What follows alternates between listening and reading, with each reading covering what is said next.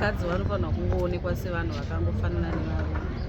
But zvamanje manje vakadzi chaivo vakatonzi ngavatungamiri, vanokwanisa kutoenda kure kutodarika varume. Izvozvi zviwanzi tangopa munhurume mari akutsvaga another woman wekuti ararame naye aenjoy, okanganwa kuti kumba ane zvimwe futi zvaatosiyapo. Handioni zviri zvinhu zvakanyanya kunaka ini. Vava neizvozvizvi vakadzi vanotengesa musika. Do you know kuti vakadzi nemari yavo yemusika ndo vanobhadhara marentals, ndo vanoendesa vana kuchikoro. Inototi akanoka endi anoti kuda kutaure navo inzwa kuti vari kuti asi anenge asina kunotambidza mari yekuti ndinovapa. Ndotanga inini kufunga kuti ndichanoikwerecha kunani, ndichaibatanidza hawo kuti ndivapi. Kana ukavabvunza vanongoti munhu zvakaomonokutoisa unondoitora pari. But vaneko vanofonerwa vachitoenda vachimhanya vachinoisiya mari. Vanenge vainayo vanongochitoenda kubasa. But vanongoni kuti nana umbowanani. Ndo zvinhu zvisina kunyatso kunaka. Asi ukanziwo une basa rako uri muofisi, une vana vako, usangomaneja mabasa ose anongoitwa nana baba iwayo. Unoisa vana kuchikoro, unodya, unototengawo stendi yako unovaka, nezvimwe zviya zvekunzi kana matenga certain property yonzi ngaiswe muzita rababa. Baba ava havakwanisi kumaneja zvinhu izvi, vane matirela akawanda. Musi unoita dambudziko munotowanikwa imimi musina mazita enyu ipapo. Hamupo nekuti imimi hamusi vana baba, saka munonge matova maduza panguva imwe chete iyo. Munozotoona kuti muri vanhukadzi vamwe chete vari kushungurudzana pasame property isina nebasa rese kuti emunei makaunganidza. Inenge isina basa inongosara kairi, but ine chingobatsiridzawo panguva shoma shoma inenge vanhu vachirara.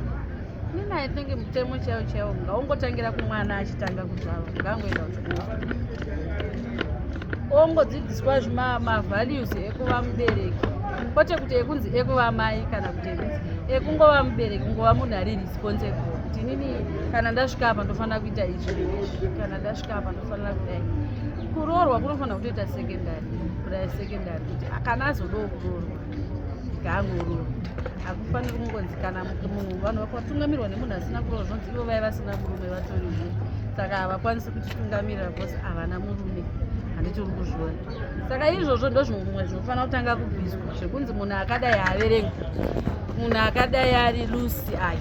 Vanhu ngavatarise brand dzemunhu kuti ari kutungamirira here kana kuti ari kuita sei. Ndo zvandakangoona ndakakona. Zvakakoshera vakadzi kuti vapinde muchigaro vanokwanisawo kutimiririra kuti mabasa edu aende mberi nekutiyamura zvinenge zvichititambudza tinogona kuendesawo zvichiyemo vachitibata. Kuti kungoitawo muvatungamiriri vakadzi kwakangonakawo panyaya dzekuti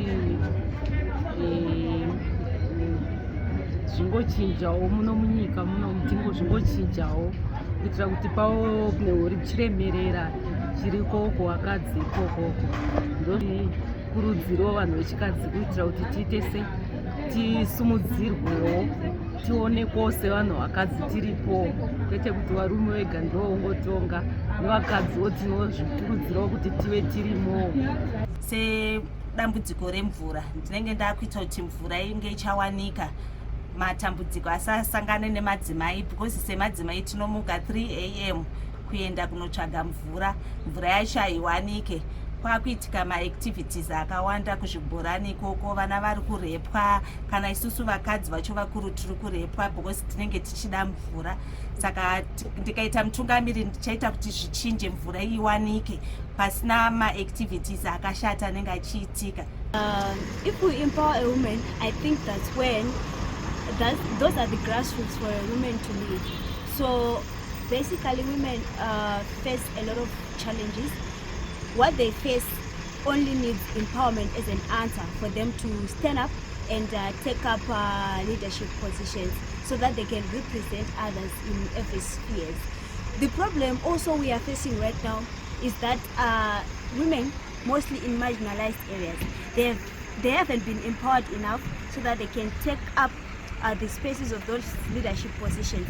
So they actually stay behind, and we can actually see that the low rate of women representation that we have currently is because they don't have knowledge, they are not yet empowered, they didn't have every tool that they can take. We have a lot of things that are involved in it.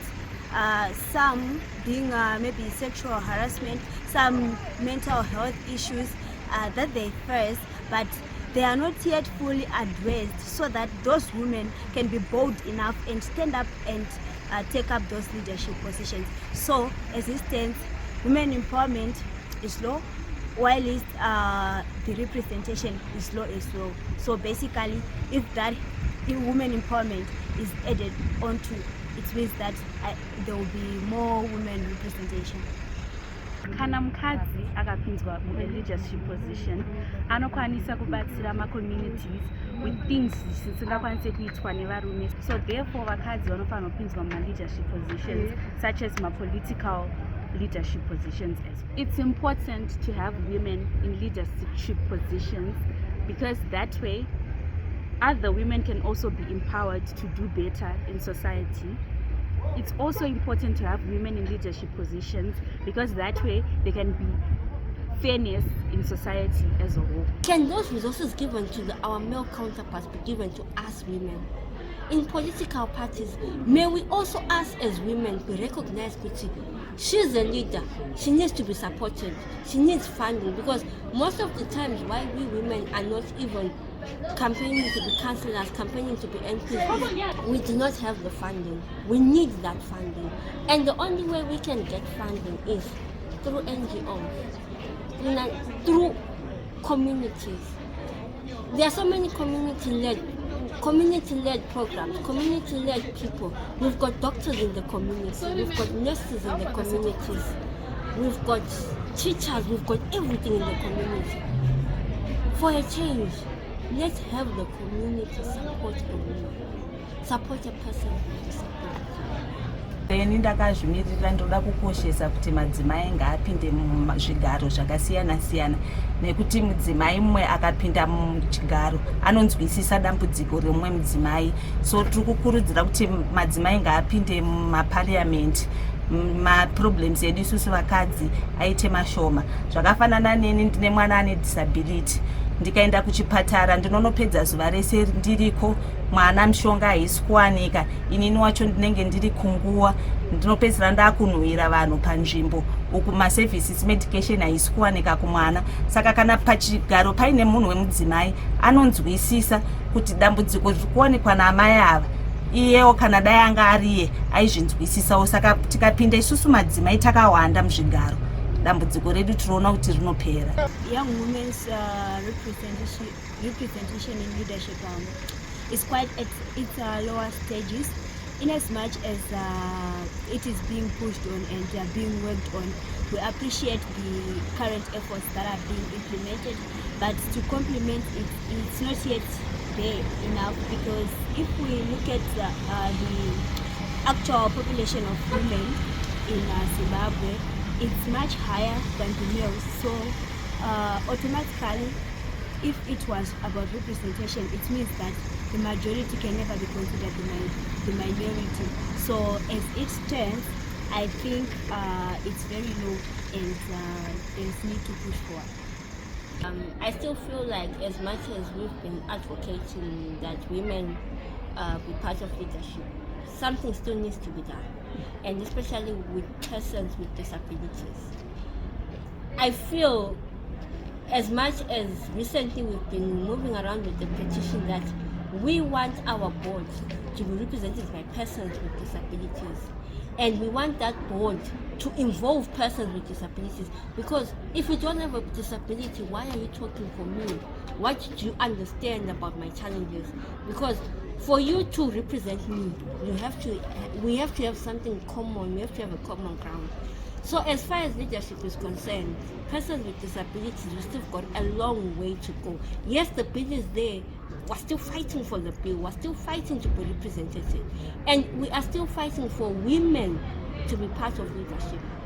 We're still fighting for us to be recognized. I'm a leader because I want to be a leader. I'm not a leader because I'm a woman. Takuda isusu kuti vanhukadzi tisimukewo, tiwane mari yemaprojects. Pakuita maprojects apa tisave mazetarapi zvichireva kuti zuva rese pamba. Saka tinokumbira kuti isusu kana tiri madzimai tapinda muleadership, tokwanisa kusimudzirana ende nharaunda inobudirira nekukasika. Hatizoita kuti nhasi baba masamba apera, mangwana baba ndinoda mari yemuriwo. Tinowana maprojects ekuita akasiyana siyana. Isu vakadzi vemabvuku tafara takakomborerwa, tine simba, tinoita gardening, tinoita weaving, tinoita zvakawanda kuruka misoro. Saka tikangoitirwa chete maprojects iwayo ndoona tinobudirira. If females were leaders, situations such as child marriages would be ended because females understand what other females go through.